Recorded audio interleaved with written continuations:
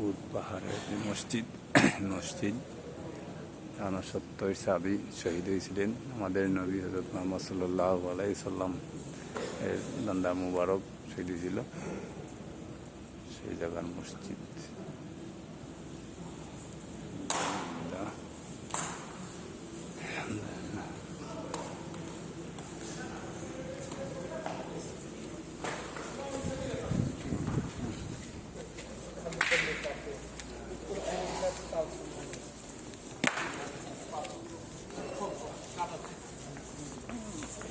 এই বাউন্ডারির ভিতরে হইল 70 সাহাবী।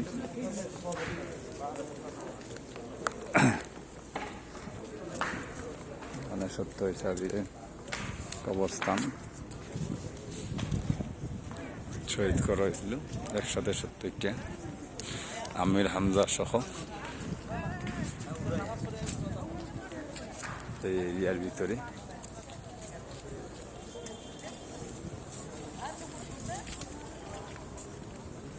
আলহামদুলিল্লাহ, আল্লাহ আমাদেরকে আসার তৌফিক দান করছে, শুকরিয়া আছে দেখার।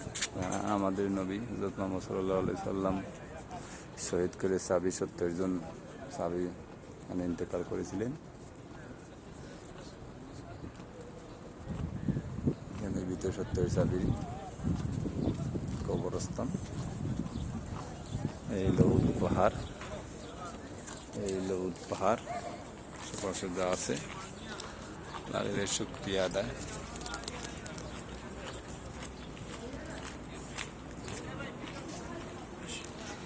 আল্লাহ আমাদেরকে তৌফিক দান করছেন। আল্লাহ তামাশা করি, আল্লাহ আমাদেরকে কবুল